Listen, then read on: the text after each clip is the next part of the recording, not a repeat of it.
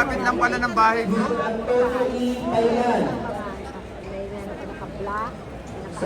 Pinutukan mo na rin yung zombie na yun. Pero kung wala yung okay.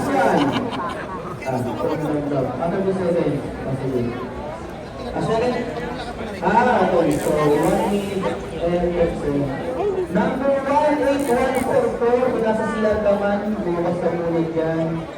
Institute handle. Antonio Itailan, Mr. Antonio Itailan. So, ayan, ang titignan natin ngayon ay bird sub. Yun, yung bird sub ng Dynamic International Ventures. Yan po. Ayan.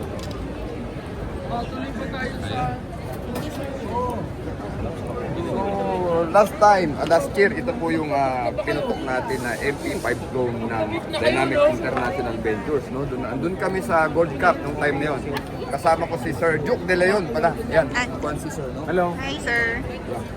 Tinest namin ito. Actually, I was surprised nung pinutok natin ito kasi almost yung accuracy ng real HK ay parehas. No?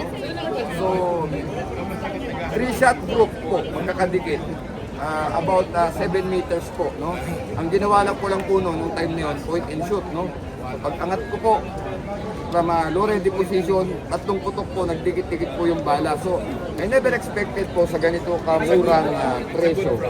Hindi po ito ganun kamahal kumpara sa ibang MP5 drone.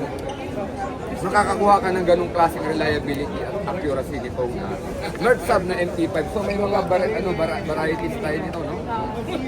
Explain niyo ma'am, pakita natin yung isang MP5 drone na Crystallized version nito. Yeah. Itong isa kasi may butt stop. Yeah. But then we have the pistol version. Tapos meron pang isa, yung mas mahaba, yung MSD-98. yan. Yung And 9-inch band.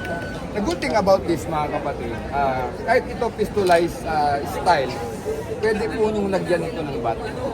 And marami pong mga pagpipilian na pwede nyung ilagay na bat dito, na aftermarket, no? So I think may mag-pull pa nito. Meron din ano. Yeah. Yes, ito po. Actually, yung sa akin, ganito ang gamit ko, retractable. Oo. Ito po yung paborito ko kasi talagang maski sa loob ng kotse, no? Tinulak nyo lang ito, pistolize siya, madali nyo pong iangat. At ang maganda po rito sa Merc Sub, pwede nyo po itong lagyan din ng optic mount, no? Actually, may version yata kayo may kasama, no? This one. Ay, yung optic yan. Ito kasama na siya sa ano. Sa version po na ito, sa package na to kasama na yung mount, no? So yan po. So you can put your latest optic sights ninyo rito. It's more on option ninyo na maglagay kung anong brand o kung anong klase ng optic. Ayan po, may railing siya. No? So yan po. And of course, suppressor meron. Nung nag-test kami last year ni Sir Duke, walang suppressor, no?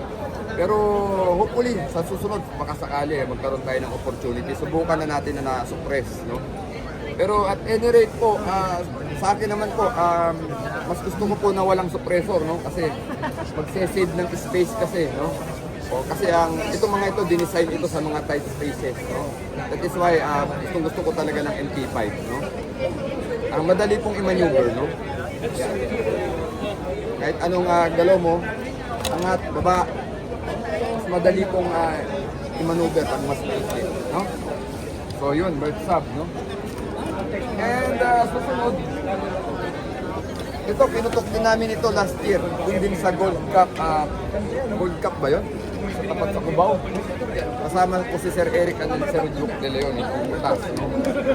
Ito, naramdaman ko yung difference ng walang muzzle brake at meron. So ito po hindi display. Nagpa-function talaga itong muzzle brake po niya. No? At nakita ko po kung paano mag-perform. Binalahan namin to ng mga reload ammunition kasi sabi pag reload nagja-jam daw. Hindi naman po, no? 30 rounds na reload po yung pinutok ko doon sa Gold Cup firing range. Wala naman po nag-jam. Dire-diretso po yung putok, no? So another option, maganda po ang presyo nito. Hindi po siya ganun kamahal, no? Doon sa mga naghahanap ng mga maliliit po na PCC. So utas po, no? Utas defense. Sir, may update na po yung butas natin. Ano na po siya? It comes with a retractable butt stop. So pag Ayun. kumuha sila ngayon, Ayan, meron na daw pong upgrade ngayon. Pwede nyong gamitan ng retractable Backstock. Tsaka Backstock. po, yung Picatinny rail, meron na siya on either side. So, tatlo na siya. Okay, another good thing, additional upgrade, meron na daw sa both sides ng mga rail. At yun na nga, may bat pa na option, no? So, ibig sabihin, ma'am, pwedeng mamili na ng bat. Right now, ang makukuha nila pag kumuha sila is the retractable na. Yun, retractable bat But na po. soon, magkakaroon tayo ng pwedeng ibili ng accessory for those na gusto nila ng So, maganda pala kung may, pag may bago na ng unit, kapag sample tayo para makita. No? Actually, kasi, ito po, ipaliwanag namin, maganda naman po itong bat na ganito, no? Kanya lang po kasi ang retractable, you have that option to adjust. No? Ma'am, can I see that?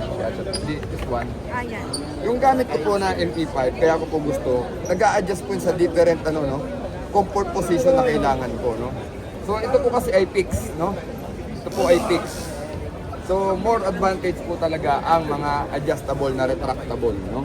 So yun po yung maganda at kung gano'n na po yung susunod, mas maganda yun, no? At saka one last upgrade po, straight trigger na po siya. Hindi, eto kasi curve pa siya. Yeah. So if you will notice, lapit mo yung camera, ma'am. Ito curved trigger, no? Yun po, straight trigger. So maganda po ang niyan, ang take up ng no? Ng trigger, mas maganda po yan. It's like competition yan. Category na yung trigger, yeah. So yun yung mga upgrades natin sa... Pero ganun pa rin, ma'am, no? May kasama pa rin naman mga... yes. Everything that is here plus yung mga upgraded na features. Okay. So yun, this one, ito naman ay longer na barrel na ito, no? We are. Pero this is AR type na mas longer ang barrel compared dito sa Yes po. And of course, butas din ito, no? Yes po. So ito, hindi ko pa ito nare-review. No? Hindi ba Sana sa susunod, makita natin.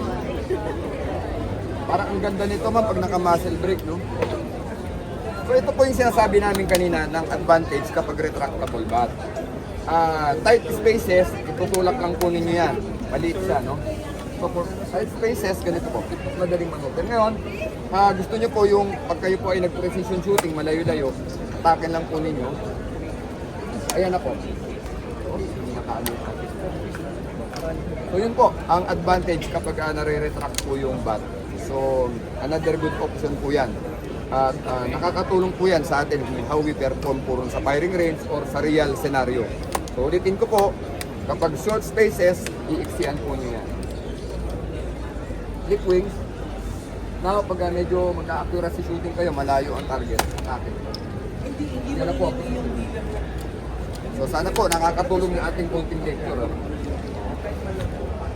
Shooters and Dynamic Internationals po with Sir Juke De Leon and Ma'am Ina De Leon. So magandang araw po sa ating lahat. Last day na po ng ating apat ngayon, July 27, 2025. Magandang Mabuhay One Gun Pilipinas! Mabuhay One Gun Pilipinas! Mabuhay por la patria!